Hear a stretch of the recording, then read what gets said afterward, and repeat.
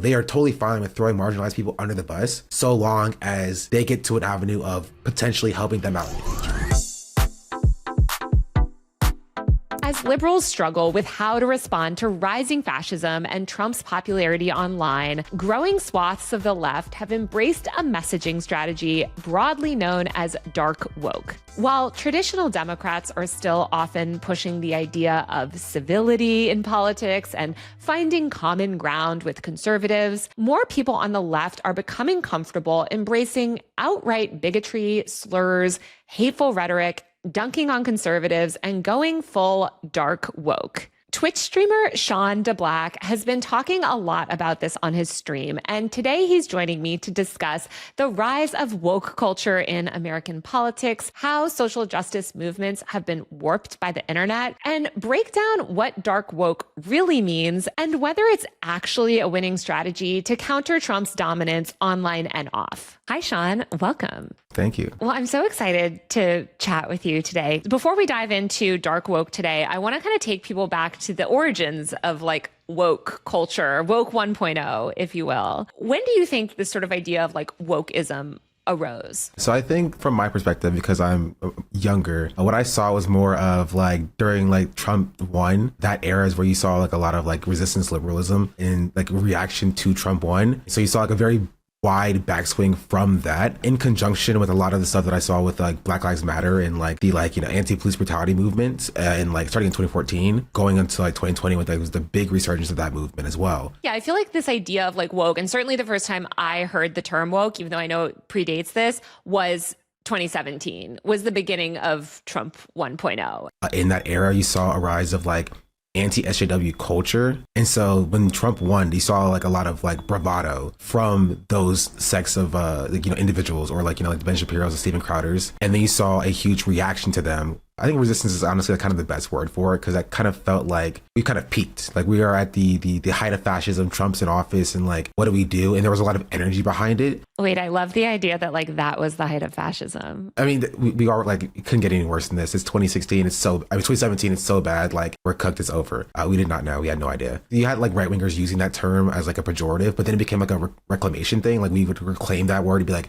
yeah, maybe we are woke. Maybe woke, being woke is good. Maybe that's a good thing to be woke. It became like a positive symbol of resistance to be like, to be woke, to be aware. I think like the idea of being woke, as you said, it hadn't like yet been as stigmatized as it is now. And it's like, it's hard to remember, but like being like a resistor person was like cool online. This was 10 years ago almost. I mean, look, those people were always cringy, and there was always this sort of like counter, more leftist like element that hated them, myself included. But like it was this like, you know, the pink hat, the girl boss, the like hashtag, you know, Me Too activism. And I think of just how quickly too, there was like merchandise that commodified the idea of being woke, and how like resistance and that era of resistance was also so intertwined with like capitalism. I was looking back at some of the merch from that era, and you had like Stay Woke in like the Coca-Cola logo t-shirts, and you had t-shirts that were like, I'm a proud member of the woke mob. Like all of this stuff that was like being sold in like pop culture, like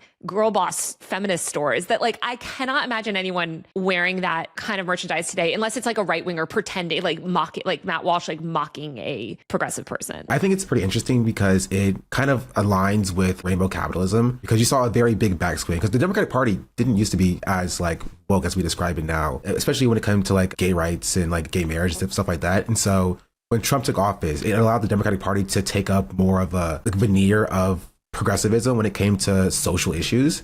And so because of that being the case, and you saw the Democrats actually, you know, absorbing those progressive values, you saw companies then chasing the dollars from the base who were anti-Trump to then put like, you know, rainbow merch inside of their stores, and to sell that kind of merchandise alongside with like the Stay Woke and the Be Aware and like the resistance merchandise, even though like they were also like, they were pro-Trump regardless anyway. When I think of like woke 1.0 as well, I guess I think of like Michelle Obama's When They Go Low, We Go High, which was this like framework that she had used, and Hillary Clinton sort of embodied this idea of like, honestly, moral superiority almost, where like that sort of era of like woke, it felt like a lot of people leveraging social justice or leveraging this idea of like I'm above this. Like, I don't buy into the hate. Even the like Taylor Swift's You Need to Calm Down video was going viral again recently as like peak woke. And it is kind of crazy just like how mainstream progressivism was in culture. Like there's a trans person, there's trans people in that video. There's the entire cast of Queer Eye for the Straight Guy. Like it was just sort of like so pervasive. And I think it kind of perfectly exemplified how during Hillary Clinton's campaign in 2016,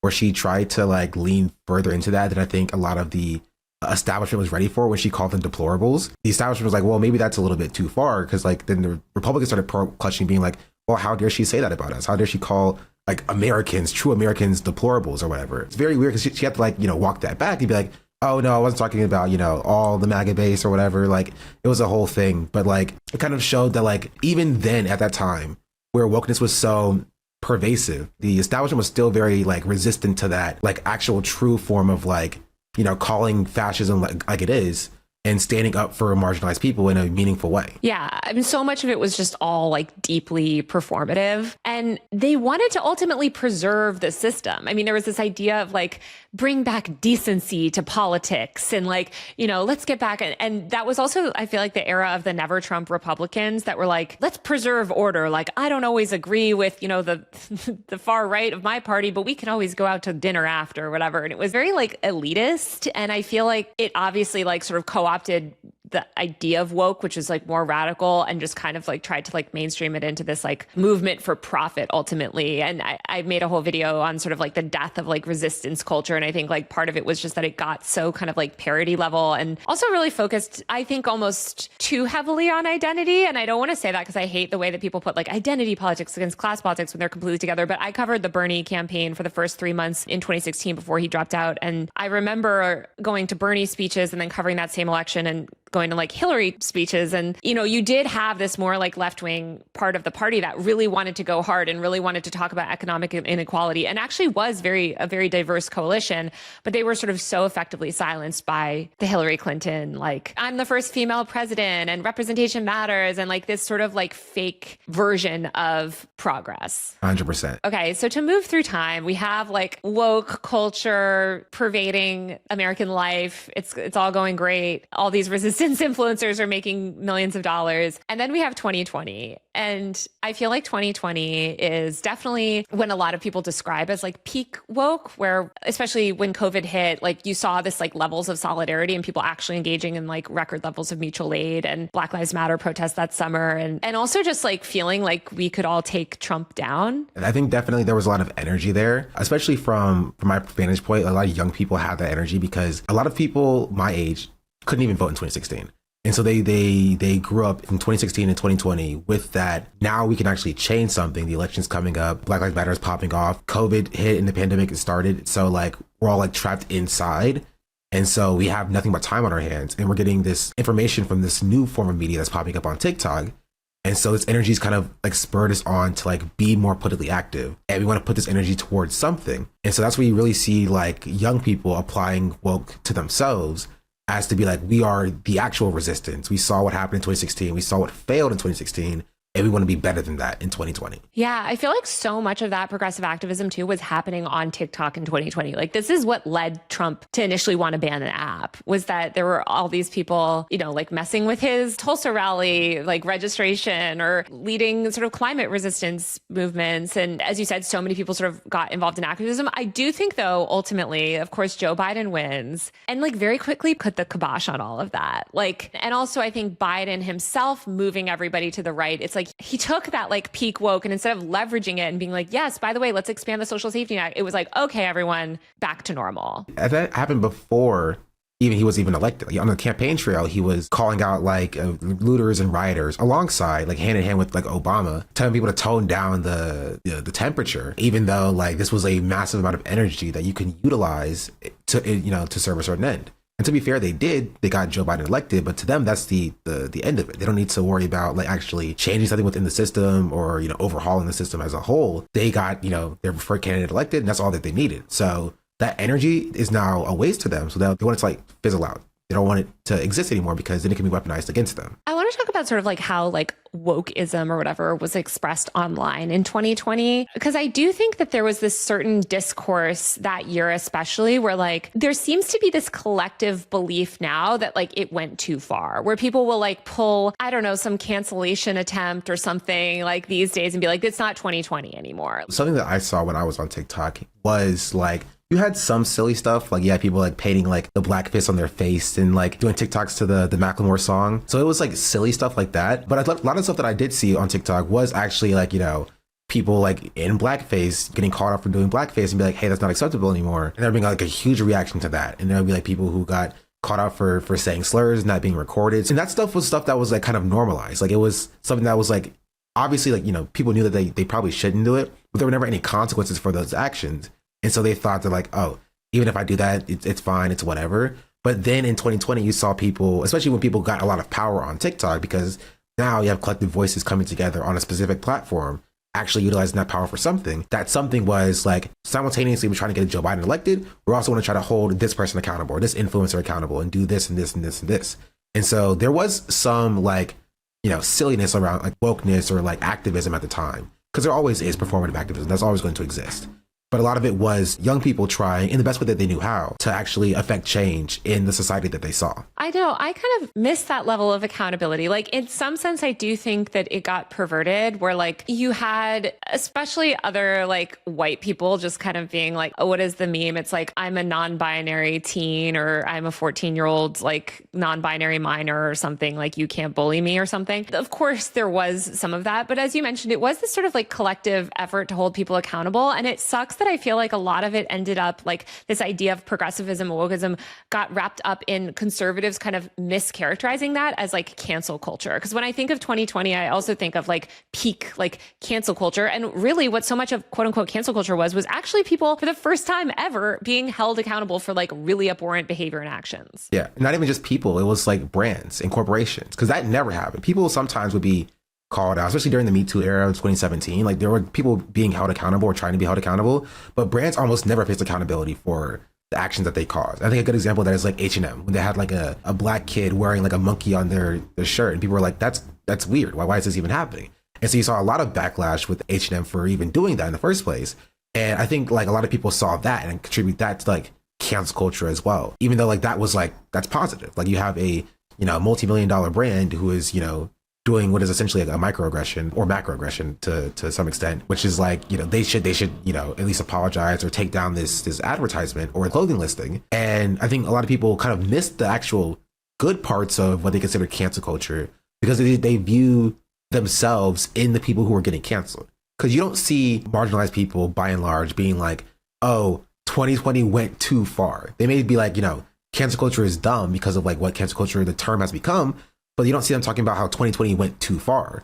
But that comes from people who may potentially have been the subjects of the cancellation in 2020 if it was that time again. Yeah, it's so true of just like, I don't know, the rewriting of history. Like one thing that I also think of when I think of 2020 sort of peak woke resistance era was a lot of leftists actually having solidarity with like marginalized people for the first time. Like I do think there was that faction of the left, the dirtbag left, whatever you want to call it, where like that was so focused on sort of just economic populism. And they did have to acknowledge misogyny, racism, like all of these things that I think some of those people on the left have traditionally not wanted to acknowledge. And there was just so many like infographics educating people on like the concept of intersectionality and things like this that I do think was valuable. Yeah. Leftists like to oftentimes have a very class focused mindset, which I do agree with in general concept. But a lot of times that kind of leads them to think that fighting against like racism or fighting against misogyny is not like their fight specifically. And so I think in 2017, 2020, that time period allowed them to like, you know, stand in solidarity with, you know, with women, with black people, to like, you know, go to protests and like fight against police brutality and say like, hey, this is an issue that affects predominantly black people or black and brown people or women, and I will stand in solidarity with them, instead of just being like, how can I turn this issue into something that affects me and how can I benefit from it? And so I felt like there was a perfect time where people were actually being centered, like marginalized people were being centered in the conversation, instead of being like the afterthought, the secondary, maybe this will help them down the line in the future. So we have kind of like 2020 all these people are being centered for the first time. Also, I think a lot of leftists had not yet broken solidarity with like COVID, and they were still masking, taking precautions. Like, you know, they hadn't sort of drunk up all this right-wing propaganda where they're like, actually, screw disabled people. We love capitalism now. And like, we're just all going to force everyone back to work. I feel like things started to go off the rails in 2021, really. And then 2022, when Biden took office, the first year of his presidency was so dominated by undoing all of the social safety net that had expanded in 2020, forcing everyone back to work, and just encouraging also everybody to like think of themselves as the main character and like not have solidarity. Yeah, I definitely think that that's a huge part of it, because I think with COVID, everybody kind of going through the same, you know, situation, like everybody knew that like they were all, you know, either off from work or off for school.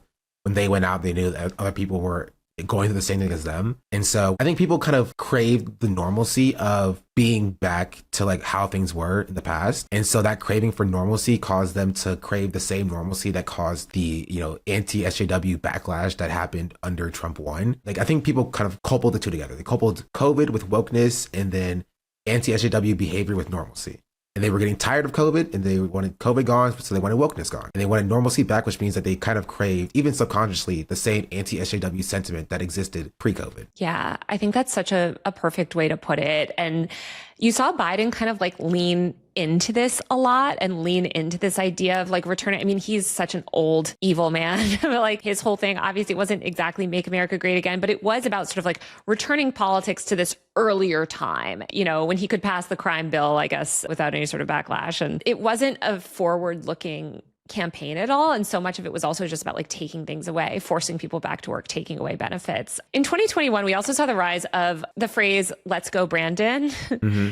In September 2021, there was this sporting event when this guy and many others were chanting, F Joe Biden. But when TV news covered it, a local station misinterpreted this as let's go, Brandon, which was essentially, they were claiming was in support of Joe Biden. This immediately became a meme online. And very quickly, like Biden and sort of mainstream centrist Democrats tried to leverage this phrase where they sort of started to like take this MAGA phrase and repurpose it and almost like sort of like lean into it and reappropriating this idea of like dark Brandon or Biden sort of like being this kind of like badass figure, kind of like Trump. I remember seeing all the memes because I used to work with people who were very much into like the dark Brandon stuff. They would like, you know, Photoshop Joe Biden with like the laser eyes, and like they try to portray him as like strongman that, you know, MAGA portrayed Trump, but it doesn't really work because Biden, his whole persona was like an old feeble man who was already holding on by a thread. And so it's very hard to sell that to people as like a,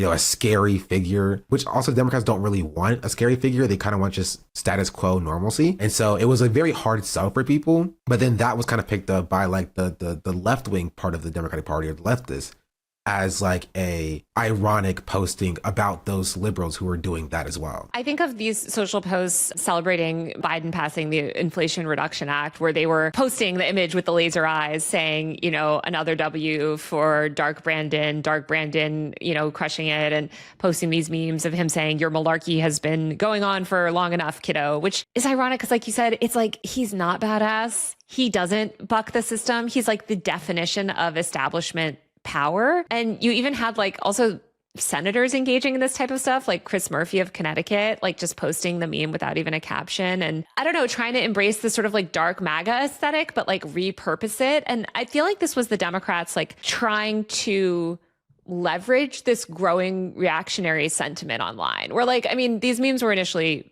like the whole idea of Brandon and that like calling Joe Biden Brandon, like that was initially the far right that was pioneering that. And I feel like this is one of the earlier attempts that I saw the sort of like mainstream Democratic establishment try to take something from the far right and be like, oh, maybe we can use this. Like, isn't this what Trump does? Like, doesn't he take bad things and like use them? So like maybe we can do the same thing. And like you said, it just like didn't hit. Yeah, because it's exactly that. But they didn't understand that the reason why it worked when Trump did it is because Trump is racist. Like his party is built on doing the actual bad thing. They're built on being bad. And so like them taking the things that you call him and like reclaiming that into something that they actually like works because they're fine with being bad.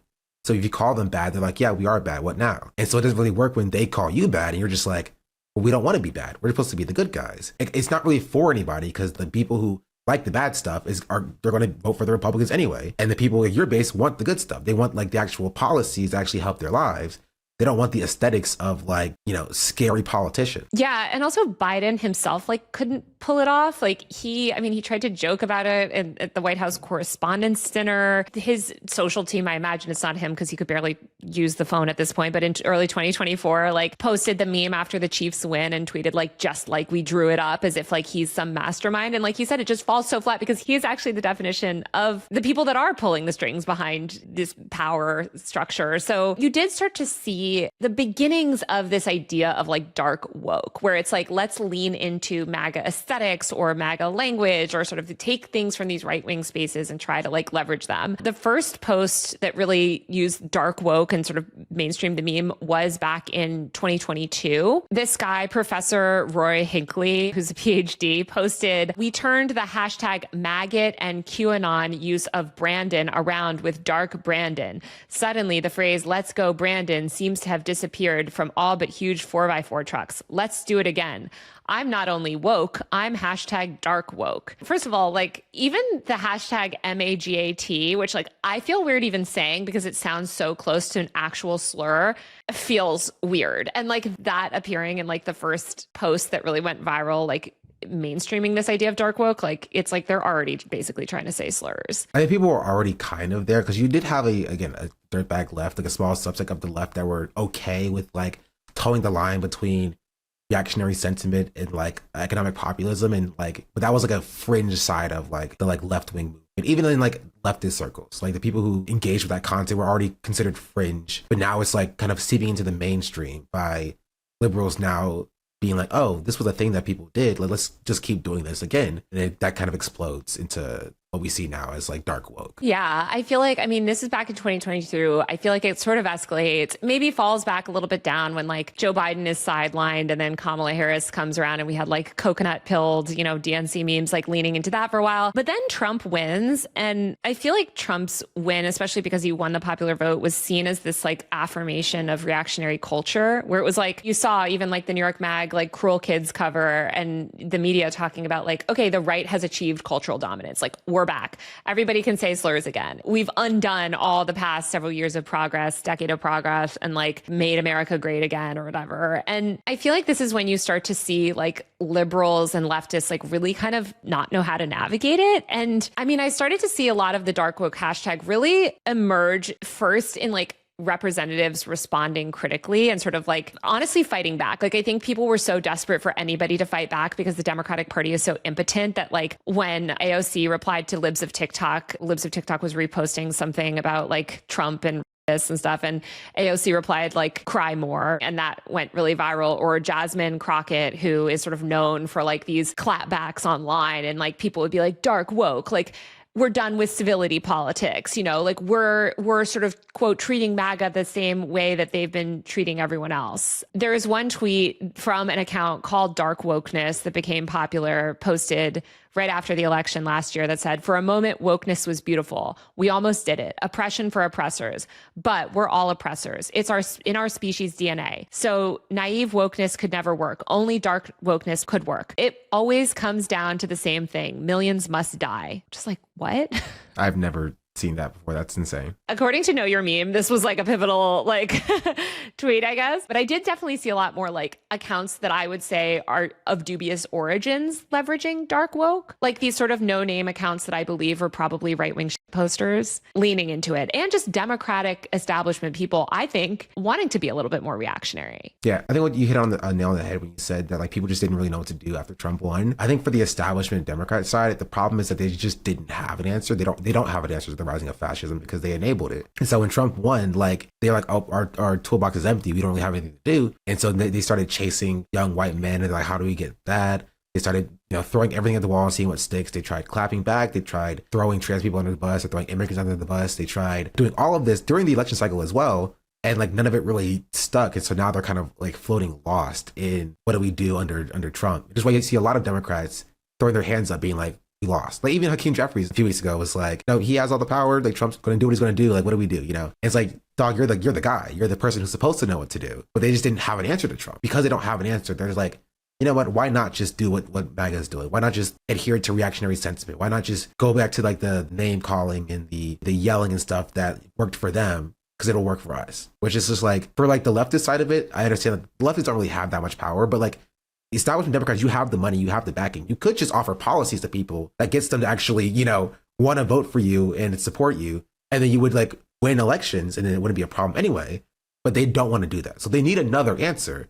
And that other answer is like dark woke, which is just reactionary politics sort of reframed. I mean, when I think of like the most quote unquote dark woke politician, obviously I think Gavin Newsom, like he has the one that has really embraced this online strategy and like really leaned into it. And then of course there's other big YouTubers like Kyle Kalinske and others. But in terms of like people with institutional political power, like Gavin Newsom, I think has really embraced it. I mean, he's been doing all this like AI posting. He shared some sort of like dark woke music video trolling Trump and JD Vance. And as you said, it just like rings really hollow. He could present policies, but at the same time, I don't know. I mean, his social team seems to be doing well. He seems to be popular online. So like, is it resonating with some audience? Like, do you think this is the way to reach young men?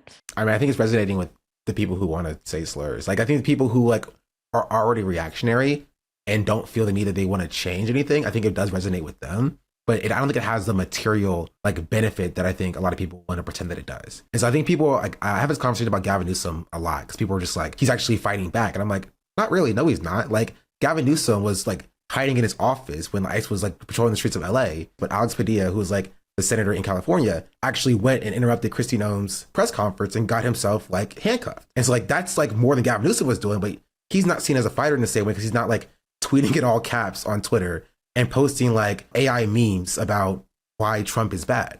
And so I think people like the aesthetics of a fighter instead of actually people who are making material change. And I think it's because they're lost. They don't have any guidance because our leaders are posting AI memes instead of actually being on the ground. Well, it's weird because even like when people do fight back, it's sort of seen as cringe. Like, I mean, I see these people that are like activists that are still trying to do legitimate social justice work in 2025. And people will be like, we left that in 2020. Like, we're dark woke now, which is so depressing because it's like, okay, but you're just adopting the language and the aesthetics of fascism and reactionary politics to do what? Like, to what? To amass power. And then you're going to be woke again? Like what? Like it like seems like such a backwards, circular, ridiculous logic. Yeah, I think it's because people like that just don't have any intellectual curiosity. Like they can't imagine like building a better world outside of electoralism. And so when the Democrats lost the election in 2024, they were like, well, that's nothing we can do. That's it. And so I think that was frustrating to them. And so they've essentially given up. Even though people are doing work on the ground right now in their communities, there are community resources, there are community centers where people are actually meeting with each other and doing mutual aid and providing resources to each other. But like, they're not there. They're on Twitter and they're crying about how there's nothing we can do. We must post memes because that's how we end fascism. Because like, they don't have that same sort of like community-centered approach. Yeah, it's interesting to me how quickly like people on the left, like actual leftists and centrists, like sort of are expressing this same ideology of like throwing marginalized people under the bus. Where like mainstream centrist Democrats are like, yeah, we just have to ignore these divisive trans issues and whatever, as Klein said, like, run anti-choice candidates, forget abortion, to win. And then people on even further to the left, I think, have embraced that too, where they're like, yeah, it's actually lame to have solidarity, with marginalized people. That's corny. And we should be able to say slurs because why, I want to say that online and you're a triggered lib if you care about that sort of thing. Where it's like in both cases across the political spectrum on the left, it's like basically all of that resistance is predicated on fucking over marginalized people. Yeah. I think the base sees what happened in 2020. Like they got Joe Biden elected and then Joe Biden kind of abandoned them. They were like, oh, so we did the woke stuff and the woke stuff led to nothing happening. So therefore the woke stuff is bad. We must have a new strategy now. And they don't understand that in doing what they're doing now, they're leaving behind those marginalized people and they're not fighting for them in the way that they should be. Because at the end of the day, they weren't affected by really any of it. They used BLM and Me Too and trans rights as a avenue to push for policies that would help them specifically. And when that didn't come to fruition, because nobody was helped, because the Democrats don't care about any of that, they were like, okay, well, fighting for marginalized people didn't help me. So let's just try the racism. Let's just try the reactionary sentiment, because maybe that will help me. Maybe that will benefit my life in the way that I want it to be benefited.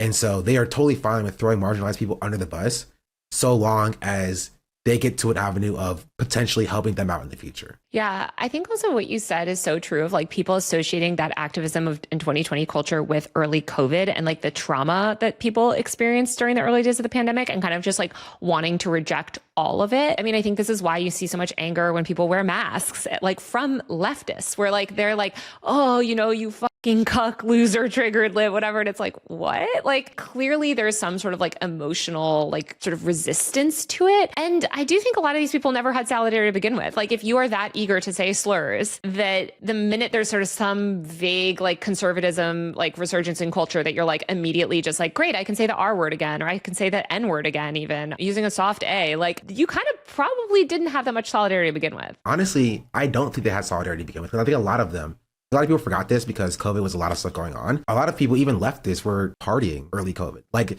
COVID was a thing that we all understood. Now for the first 4 months, like this is probably not good. We should probably fix this pretty soon. They were out partying and they were defending people who were partying by being like, oh, well, you can't get in the way of people's living their lives. You know, like people were called puritanical for saying, hey, maybe you should mask and social distance and stay 6 feet away from people. Like that was called like puritanical culture.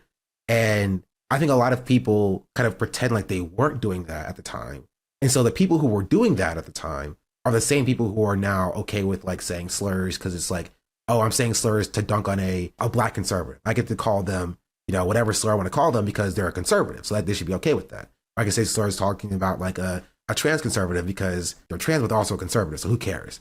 And so I think that these are the same contingents of people that have just not been forced to reckon with the fact that they actually don't care about marginalized people the way that they claim to. And they've just kind of just been elevated to like the voices in the space without having to interrogate their own beliefs. Yeah. And this dark woke politics too. It's like assuming these people get power. Say Gavin Newsom gets power with his dark woke bullshit or whatever, which hopefully not, but whatever. I don't think that he's going to turn around and have solidarity with these groups. Like I think that like that trade-off will be seen as a success where people will be like, see, look, you know, trading off and saying slurs and like leveraging this more sort of conservative reactionary culture is good. And really you've just made the left more conservative and reactionary. Like kind of like what you were saying before. It's like now you've moved the left further towards conservatism instead of trying to move people away from reactionary politics and conservatism. Yeah, but they're hoping that that conservatism that they're moving people towards, or that reactionary like sentiment, is just a class-focused reactionary sentiment, as opposed to like one that actually benefits marginalized people. So they're like, if we get universal healthcare by somebody who's like dark woke maintaining power, that's good for me. Even if that comes at the back of like trans issues or black issues, like, well, we have universal healthcare. So like that helps everybody. This is where we have a conversation about universality. Like, okay, well, like if we do these things and if we sell out these communities, but we also do things that help those communities and help them, they don't say that part, but they and help them, then like it's all for the best. So they think that like the ends justify the means, even if those ends don't serve the people who it's supposed to serve, and the means actively harm those same communities. I mean, I just think, and I guess maybe this is the argument of like, is it successful or not? I don't think that that's successful, and I don't think that you have to do that. And I mean, a lot of people have pointed to Zoran as an example of this, right? Like Zoran is not saying slurs. Zoran is not throwing people under the bus. He's done multiple, you know, ads and videos and stuff all about trans rights. He's not as great on disability justice as I would like, but like, you know, he's not going to take away our healthcare or like ban masks or do things like this. And like, and he has enormous cultural relevance, you know, by not being a complete asshole online. Yeah. And he's actually going to, I think Zoran is a good example of like what you should be doing by like not selling out the communities that you claim to care about in order to garner power. Like he went and he's talked and spoken to these communities directly. And he's not saying, hey, your issues are going to go on the back burner so that we can focus on getting healthcare or even like, you know, making groceries free or buses free or whatever. He's saying like your issues do matter. So I'm going to speak to your issues and speak to these other issues as well. It was not an either or. It's not a zero sum game for him.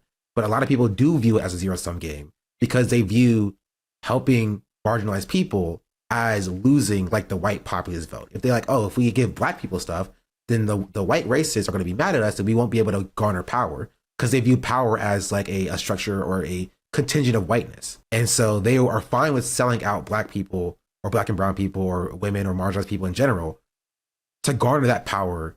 And they're just telling us marginalized people like, hey, just wait a second. And once I get the power, I promise I'll help you out. Even though historically that has never been the case. Yeah. I also think of just like the harm that like saying slurs or doing reactionary things, like engaging in this reactionary politics does, like, which is material harm. Like I'm thinking of the reaction from a lot of leftists and even people in like liberal spaces too about this account thing on Twitter, which rolled out a couple weeks ago, where like basically they showed that a lot of these right-wing MAGA accounts were based in India or Southeast Asia or Africa, basically poor countries where people are just trying to make a buck by like promoting, right-wing rhetoric to Americans. And you saw people just openly posting the most racist, like 4chan memes about it because it's dunking on MAGA. And it's like, okay, but now we've like normalized like really racist like 4chan memes all over. And that is harmful. Like that does harm to, I think, to our discourse. I think a lot of people don't understand that they're doing the exact same thing that they're criticizing those accounts for doing, which is weaponizing reactionary sentiment to garner the support of the MAGA base and hopefully somehow profit off of them or convert them to be leftists or whatever.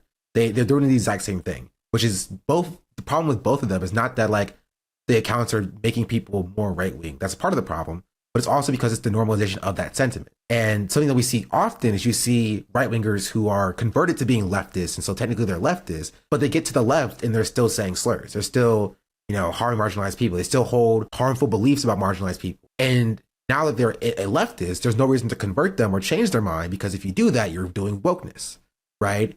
You're a wrecker. You are standing in the way of progress, because the progress of them is just how many numbers is next to like the left symbol in the census or whatever. It's not about actually helping or solving the problems of marginalized people. It's just more people calling themselves leftists, even if those leftists are still being racist. Yeah, exactly. It's like, okay, we have more people labeling themselves as leftists, but fewer and fewer people espousing actual leftist ideology or doing anything to help, as you said, marginalized people. What people don't understand is you're going to see marginalized people who are supposed to be in community with like the white leftists leave the leftist space because the leftist space becomes more hostile to them. And now you see an issue with people being like, why are like black people less progressive, or why are there less black people in the DSA? Or why are these leftist spaces more white centric and less diverse, right? But we don't see the lead up to that, which is like making the space directly hostile to them without actually converting the people who are coming in from like the MAGA base, which is why I think that shouldn't be our focus regardless. Yeah. Do you think like the concept of like woke and like wokeism, and I mean, obviously we've talked about the problems of like dark woke, but like, do you see progressivism coming back? Or like, do you think it has been so sort of conflated with the trauma of the early days of COVID and the like rainbow capitalism of Trump 1.0 that like progressive sort of ideology is done? Like, do you see a path forward? I mean, obviously we talked about Zoran, but like aside from that, like, I don't know if there's tons of political leaders. I do see people sometimes saying that they miss woke on Twitter, but what do you think sort of like the future holds for the progressive movement and the idea of like wokeism? I do foresee woke coming back, just because like I think I got a lot of hope from the pro-Palestine movement, especially on like online, on TikTok, on online spaces. You saw like a lot of pro-Palestine. It's still around. And so I think that shows me that I think people do care about solidarity and standing in solidarity with marginalized people. What I think it requires is for the people who actually have the influence in the space, who are overwhelmingly white, that's just because that's just how the internet is, need to be better in directing that solidarity in a valid and justifiable way, as opposed to selling out the people who we're supposed to be fighting for to only care about converting like right-wing MAGA people. I think that's been the focus right now. But if we just, take a step back and realize what is our overarching goal here, we want to make the world better for all people, including marginalized people. Maybe we should focus on centering their voices and centering their needs instead of like chasing after the crumbs that Trump is leaving. And if we do that, we can build a better coalition that is to replace the Democrats that can actually fight for marginalized people from whatever the next Trump is. I think it's also just like weeding people out that are responding to marginalized people, like, oh, you're a wrecker, you're the problem with sort of like progress, is like the idea that these like marginalized communities are what's holding like progress back or holding like the leftist movement back, because it's like, what are you doing it for then? Yeah. What are you doing it for? That's been the battle that I've been fighting for months. People get very mad at me for saying this, but I think a lot of people have realized in the space that I am in that maybe they do have blind spots, and maybe taking a step back and understanding that like marginalized people do have a different perspective, and understanding that perspective is important. A lot of people think that like the power is held in like the reactionary white right-wing base, and that the marginalized people don't have any power, that's why they're not speaking to them. But also the marginalized people are powerful enough to push away, entire groups of people. It's like they're simultaneously the most weak subset of the population, but also strong enough to like kill the progressive movement. And so I think it's a very silly thing, but I think it's more about just like talking to marginalized people where they are and building in communities instead of just like the loudest voices online, because those voices online are not going to be representative of like what people actually think and who like actually votes and who actually is in those communities. So like leaving the online space and going out and like actually talking to people is like how you build power. I just hope we can leave dark woke in like 2025. I think it's like a losing game. The funniest thing is that in 2030, if you have like marginalized people who are like yelling at conservatives, you're going to have the same people yelling at those marginalized people being like, we left yelling at conservatives in 2025. Now it's time to be nice to them. Now you have to love them and hug them because we left that dark woke stuff in 2025. So it's gonna come back again. Yeah, everything is a circle. I do hope we get woke 2.0, something better. I have like some hope. And I also hope that a lot of these people that are like all about economic populism realize how intertwined, like you cannot separate the idea of economic equality from systemic inequality around like race and gender and disability and things like that. They will try, but I agree. Well, Sean, thank you so much for chatting with me today. All right, thanks for having me, of course. All right, that's it for the show. Don't forget to subscribe to my Patreon via the link below. My work is 100% supported by listeners like you, and every single dollar makes such a huge difference. You can also buy a paid subscription to my tech and online culture newsletter, usermag.co. That's usermag.co, where I send a bi-weekly roundup of everything I'm reading, news I'm following, and it just gives you a whole picture of basically like a snapshot of online culture every week. You can also get my newsletter via Patreon if you want to subscribe that way. Either way, both of those links are right down below, and every single dollar seriously makes such a difference. If you like the show, also please give me a rating and review on Apple Podcasts, Spotify, or wherever you're listening. Every single review also makes such a huge difference, and it helps get this show into more people's feeds. Thanks so much, and I'll see you next week for a brand new episode of Power User.